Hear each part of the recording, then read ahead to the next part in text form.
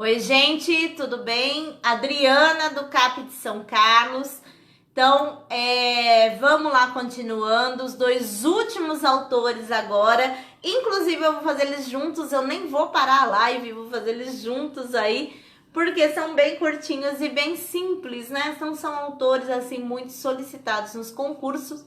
Mas talvez da Bernadette Gatti, o outro livro Professores do Brasil, esse Impasses e Desafios, ele vai trazer mais a pesquisa, né? Então, não são autoras muito requisitadas, não, tá bom? Eu vim solicitar, então, quem está nos grupos aí, tanto no 1 quanto no 2. Se você está nos dois, por favor, deixe um e fique só em um. Você não precisa ficar nos dois. Deixe vaga para quem precisa entrar. E se você não for prestar o PEB 1 Sorocaba, eu solicito também que vocês saiam do grupo, né? Porque hoje, agora, é a última aula do curso, né? Vamos chamar de curso, né? Do curso para Sorocaba, os autores. Eu só vou solicitar aqui, então, se você é PEB 1, você vai prestar o concurso de PEB 1 Sorocaba, somente para quem vai fazer Sorocaba.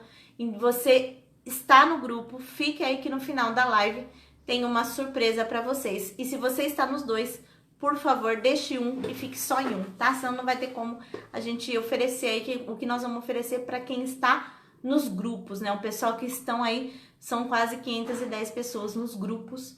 Então, vou oferecer para vocês aí, tá bom? Então, pessoal dos grupos que estão comigo desde o comecinho, né? Desde quando eu criei o grupo. Então, tá lá junto comigo. Então, para vocês, tem uma novidade aí para quem tá comigo no grupo, tá bom? Então, se você tiver nos dois, deixa um para abrir espaço. Eu linkei os dois aí, coloquei os dois links dos dois grupos no Face. E se ele tá lotado, tenta entrar depois, fica tentando entrar, porque sempre um sai, tá? Então, sempre um sai. Sempre tem um saindo, um entrando, então... E a gente, depois eu tiro os links, né, e deixo, porque tem uma novidade para quem tá comigo nos grupos, tá bom? Boa noite, gente. O pessoal do YouTube não vai entender nada, né? Então, YouTube, vocês que vão colocar aí, né? Então, a última aula, agora sim, a última aula do curso para Sorocaba, PEB 1. Nós fizemos todos os 21 autores, agora nós vamos fazer o 22 e o 23 para finalizar essa preparação. Então, muito obrigado para você que participou de todas as lives. Você que clicou lá no YouTube, né? Que daqui a pouco essa live vai pro YouTube. Então, você que clicou lá no YouTube, me acompanhou, me mandou comentários, né? Sobre as aulas. A gente é meio doido mesmo. Vai explicando, vai pegando, volta.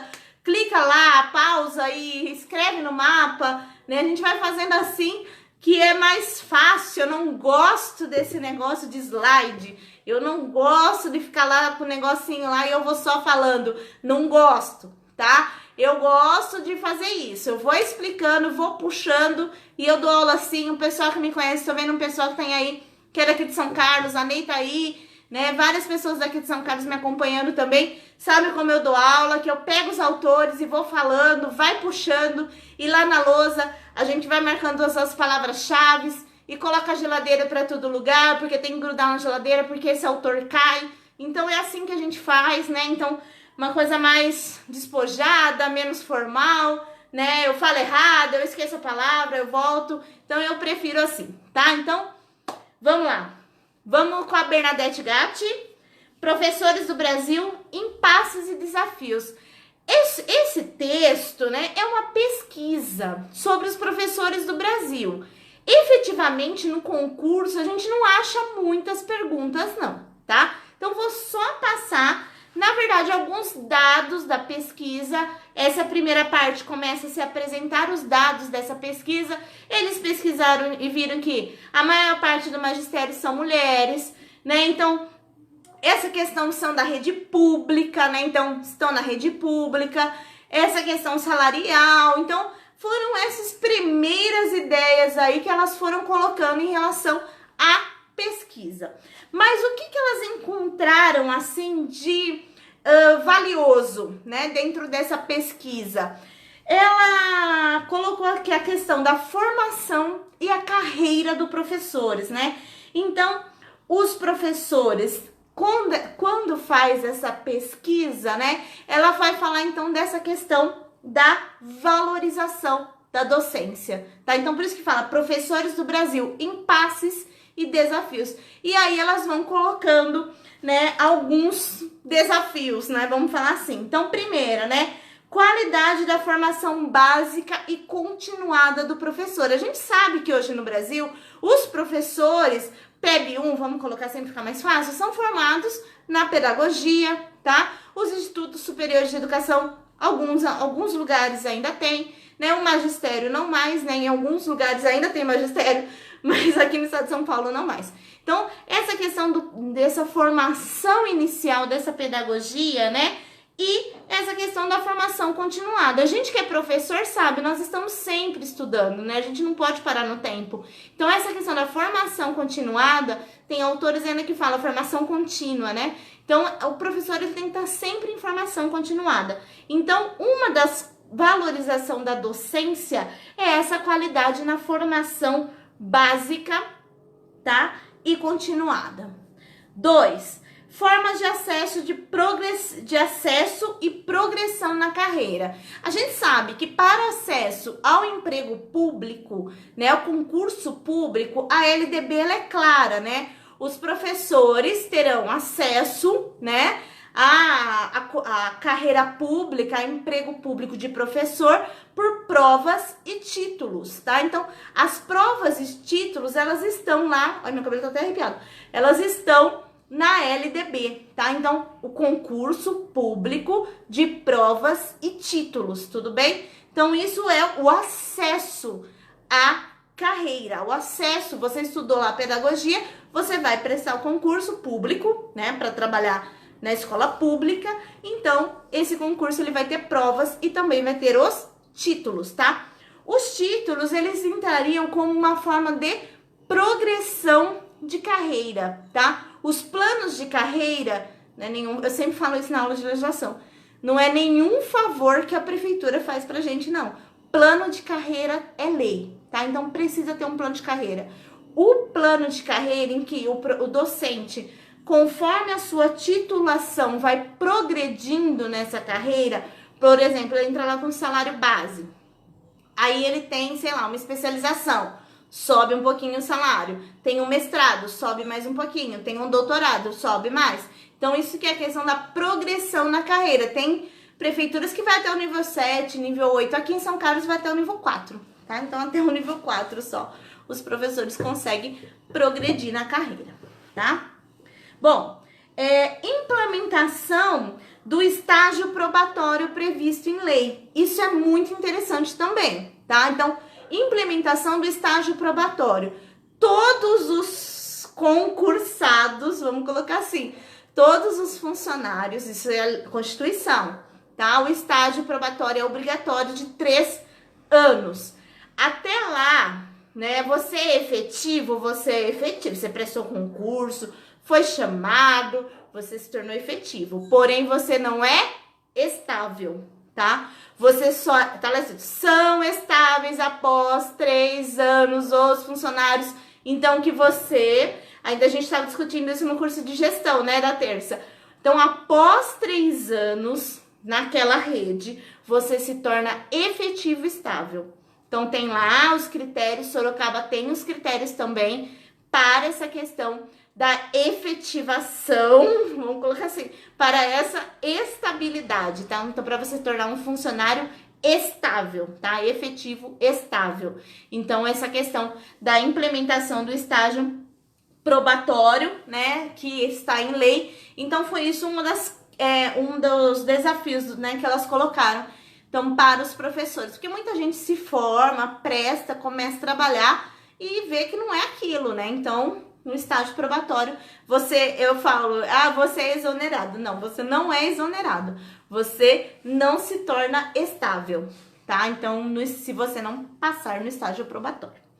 Bom, e desenvolver uma cultura de valor da profissão, né? Então, esse valorização da profissão, ser professor é uma profissão.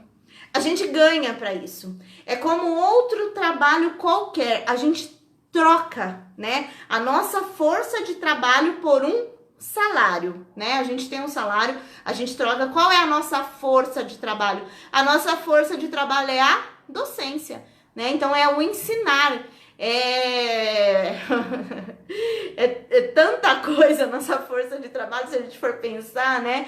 É o professar, né? Do professor, é o professar. Então, ela fala essa questão. Por último aí, então, essa questão de desenvolver uma cultura de valorização profissional, tá? Então, a valorização profissional, ela vem de acordo com que o professor pensa que aquilo realmente é o seu trabalho, você ganha um salário para aquilo, então você tem que fazer toda essa questão aí do que você tá ganhando para isso, né? Então, vou falar um português claro, do que você tá ganhando para isso. Foram essas 4 coisas, assim, que eu anotei do texto, porque é mais dados de pesquisa. Não sei se vocês já leram, mas se vocês depois tiverem alguma dúvida ao ler, me manda mensagem aí que a gente responde. A Josi colocou que lá, é no Sorocaba, né? Aqui é até o nível 9, tá? E os 3 anos de estágio probatório. Os 3 anos de estágio probatório é regra, tá? Tá na Constituição. E lá ele vai. Então você pode progredir na carreira até o nível 9. A Josiane Guarnieri tá falando aí pra gente, né? Aqui é só até o nível 4. Que não tem jeito, não, tá?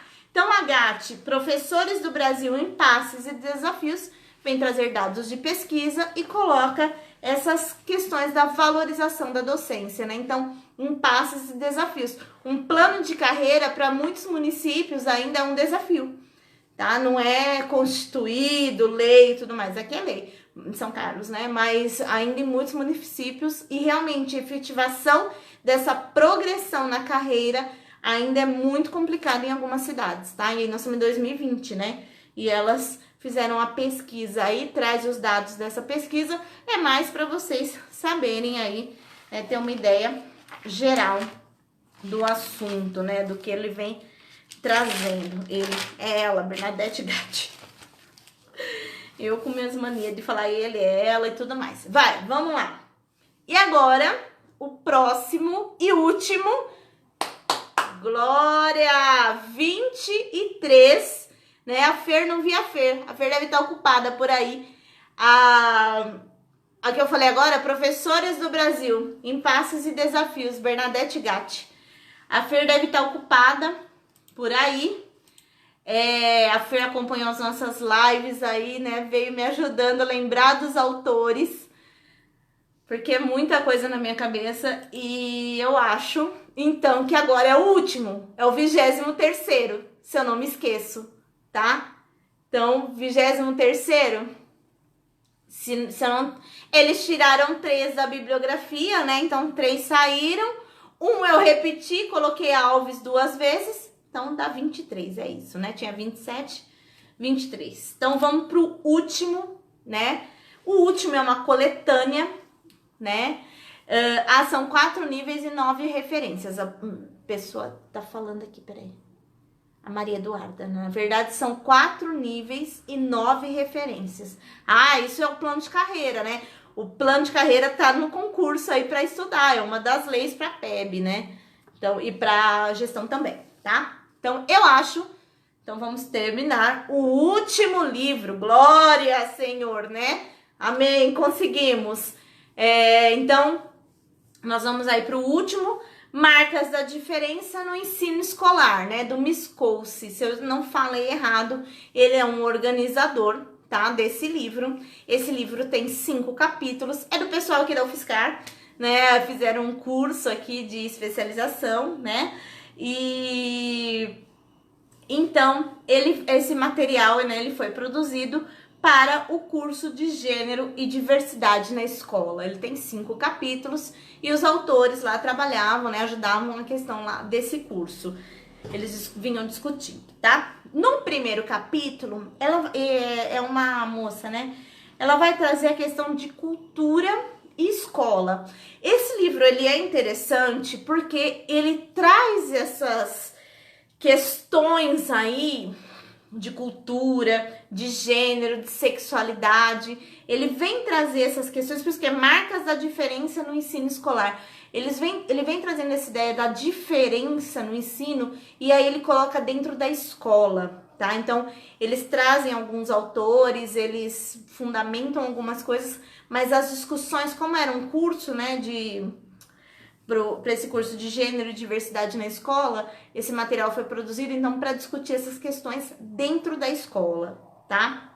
Bom, o primeiro capítulo, a cultura e escola, da Macedo, ela vai colocar que a cultura ela é sempre plural e contraditória, tá? Então, a representação da escola enquanto espaço culturalmente neutro lida com a diversidade e não com a diferença, tá? Então, por isso que é marcas da diferença, porque a cultura, a escola tenta lidar com a diversidade de culturas e não com a diferença de culturas, tá?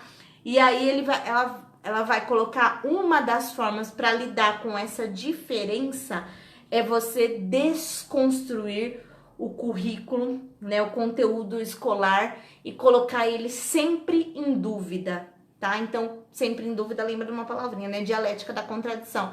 Então, o primeiro capítulo ela vem trazer essa questão da cultura e da escola, que a escola sempre lida com a diversidade e não com a diferença, tá? Marcas da diferença no ensino escolar. Isso é marca, né? A questão da cultura.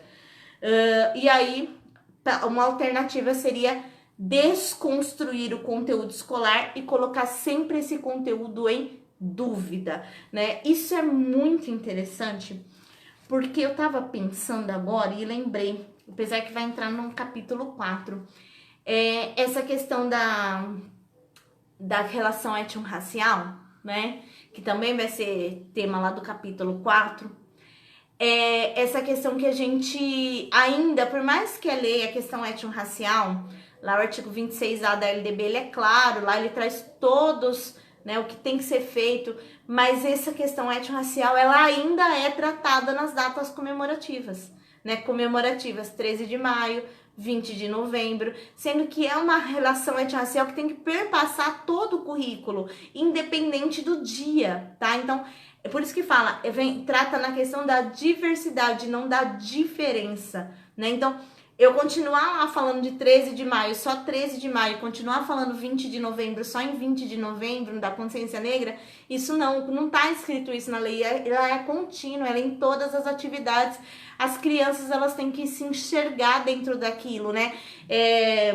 Isso a gente discutia numa reunião de diretores semana passada.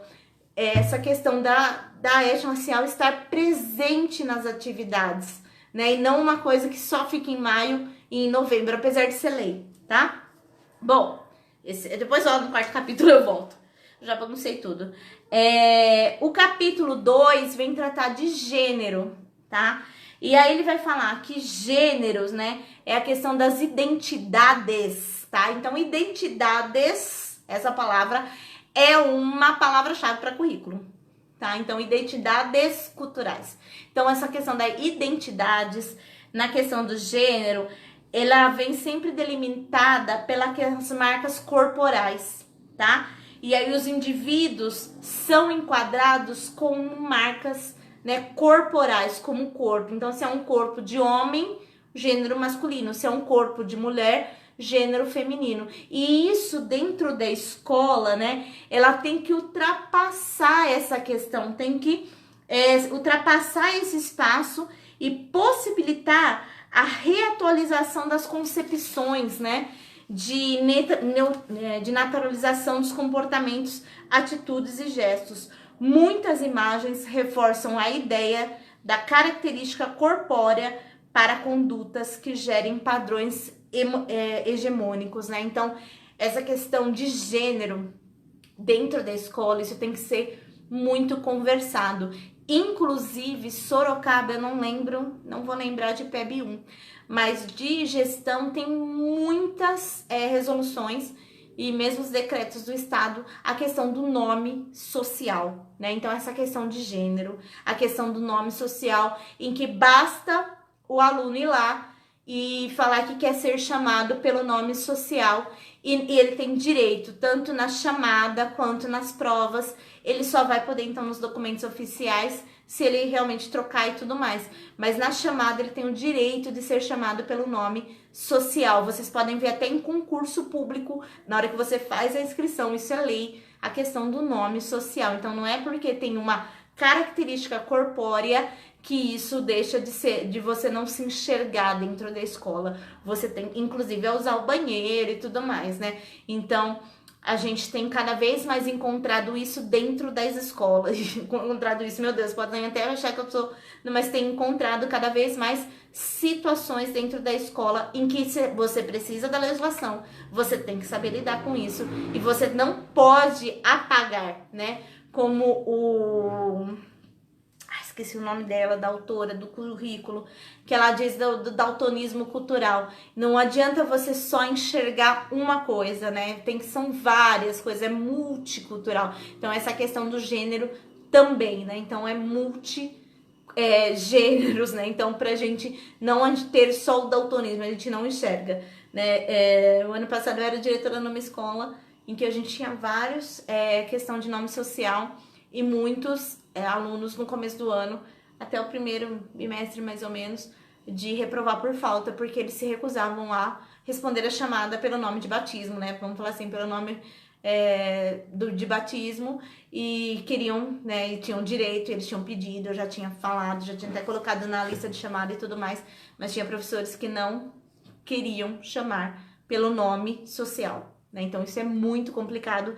E aí, nesse segundo capítulo, então, ela traz essa questão que entra dentro da escola e ela precisa ser discutida dentro da escola, né? Então, essa questão das marcas da diferença. Então, o gênero é uma marca da diferença que precisa ser discutida. Bom, no 3, ele vai trazer a questão da sexualidade e da orientação sexual. É o Miss Coase mesmo que escreve essa parte, né? Então, a escola, ela tem que ser vista como um espaço aberto e democrático e respeitosa de como lidar com as diferenças no que tange a vida sexual e afetiva. O direito à educação e o compromisso de formar cidadãos e cidadãs, né? Não será plenamente alcançado sem o reconhecimento das diferenças, formas como as pessoas vivem suas relações afetivas, sexuais e suas identidades de gênero, né? Então, ele traz aí, nesse capítulo sobre a sexualidade e orientação sexual, ele vem trazendo a questão dessas diferenças. Então, a escola também é um espaço para essa discussão, tá? Então, senão não vai ser efetivado o direito à educação, que todos, né, e qualquer um tem direito à educação.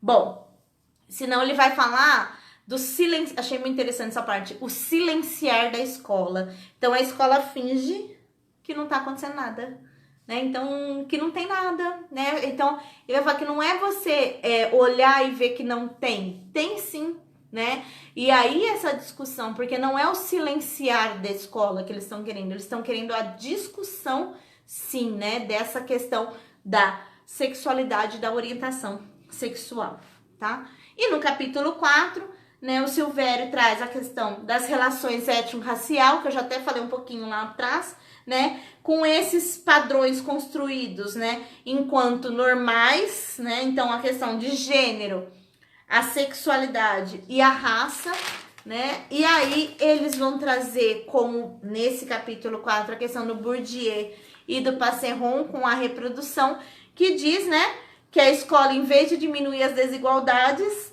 elas aprofundam as desigualdades. A escola aprofunda as desigualdades. Então, é aí que ele vai trazer que de 64 para cá, né, culminando com a LDB, o ensino obrigatório, né, da história e cultura afro-brasileira e africana nas redes de ensino, né?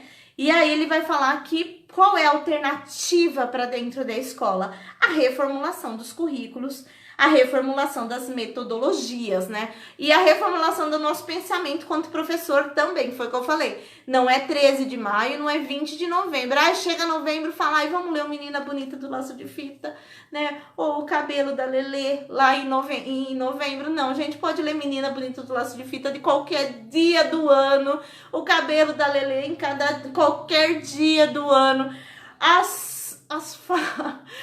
Os contos africanos e mil coisas que tem da relação étnico-racial em qualquer mês-dia do ano letivo. Agora, com as atividades não presenciais, a questão étnico-racial não precisa ter data, não é para ter data, né? Diz que é ao longo lá do currículo, então ele vai tratar que a escola mais é uma questão de reformulação de currículo e metodologia da escola. E eu acrescento abrir a cabeça do professor, tá? Então, ele vai tratar aí nesse capítulo 4 essa questão.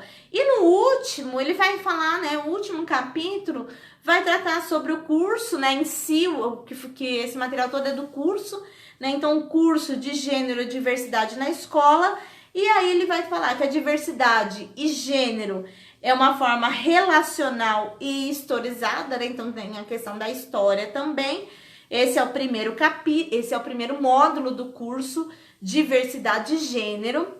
O segundo módulo é Sexualidade e Orientação Sexual, tá? Então relação direta entre o gênero e a orientação sexual.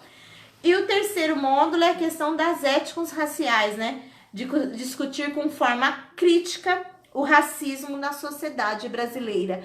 E aí eu achei interessante nesse do racismo, porque os professores que estavam fazendo o curso, ele falou assim que não tem racismo, né? O Brasil não é racista. Então isso também é do não tem um outro termo, não vou lembrar o nome, o branqueamento da população.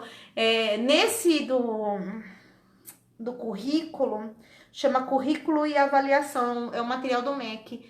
Ele traz uma fala, é uma pesquisa grande e tudo mais, aí traz uma fala de uma professora que ela fala assim, eu enxergo eles todos como branco. Eles não, para mim não tem diferença, eles são todos brancos, né? Independente se na sala tem, né, como que é essa cultura daquelas crianças. Então, isso marca muito esse texto, Currículo e Avaliação do MEC. Eu não vou lembrar quem é o autor. É a Oliveira e mais um autor. Fernandes, não é Fernandes, eu não vou lembrar.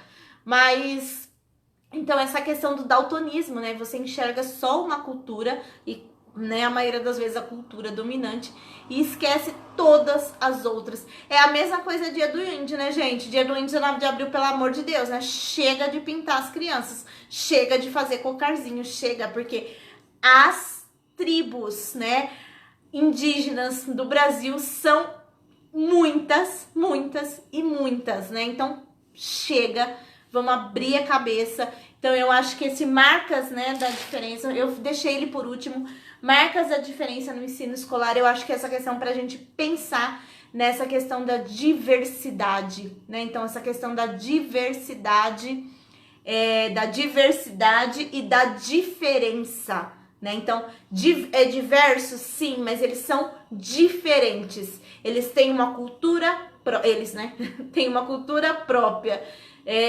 Então, pensar nesse lado, tá? Então, abrir essa cabeça aí para essas questões que estão dentro da escola e elas têm que ser discutidas na diferença e não só como é diverso, né? Diversidade. Não, tem que ser discutida na questão da diferença, sim, na questão do respeito mútuo e tudo mais, tá? Então, foram esses, né? Todos os 23 autores aí do concurso de Sorocaba. Talvez esse último não tenha ficado muito bom. Aí eu tenho que tomar cuidado com as palavras, porque como vai pro YouTube, né?